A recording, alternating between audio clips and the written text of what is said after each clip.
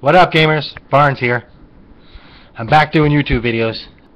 And so I'm going to start this video out with a little quick shout out here to Nathan Hawks. I've been checking out his channel. If you haven't checked it out, go check it out. There's a big mix of stuff there.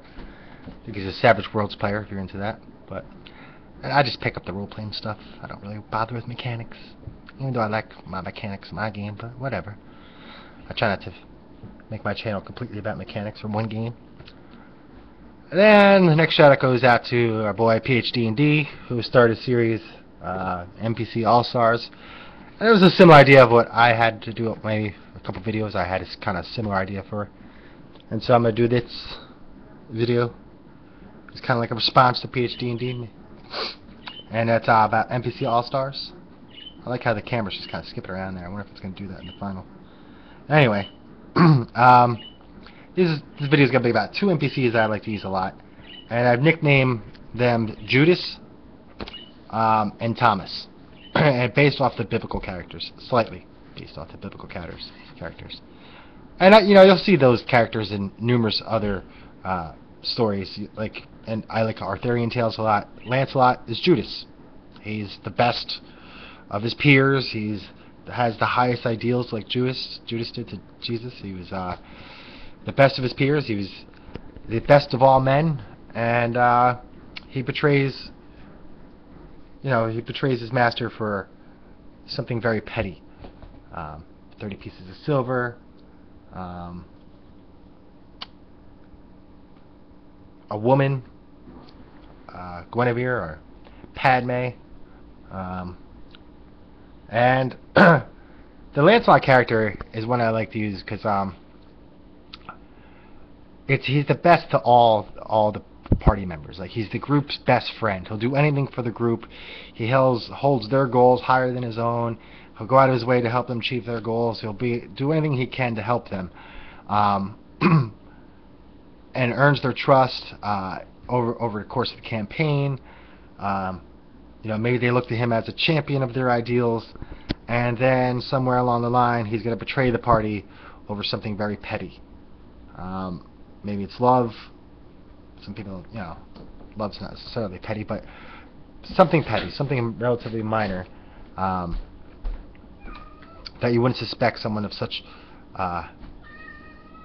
high ideals to fall for. This character is going to save them, over time. He's going to have him save the party members, and when he goes to betray them, they're going to really feel it. I like to use this character coupled with another character from biblical times, Doubting Thomas.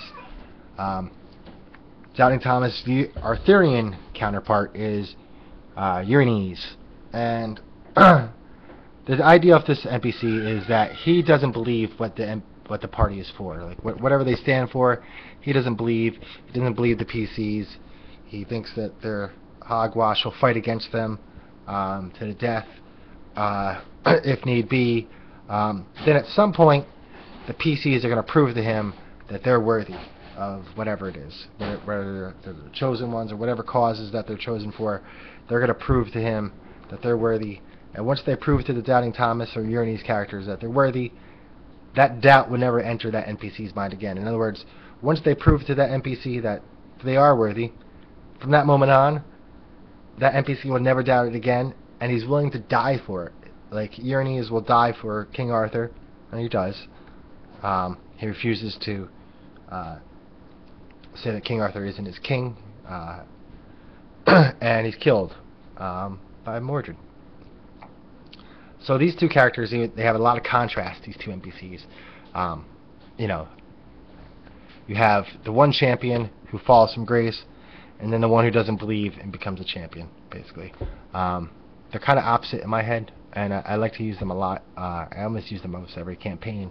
They're repeated throughout numerous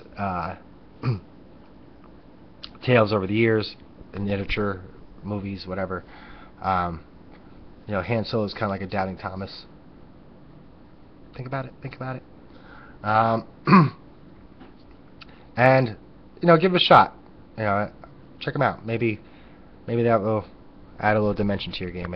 It's worked for me. It's a classic, and Thanks for watching, guys. Let me know what you guys think about these two NPC types.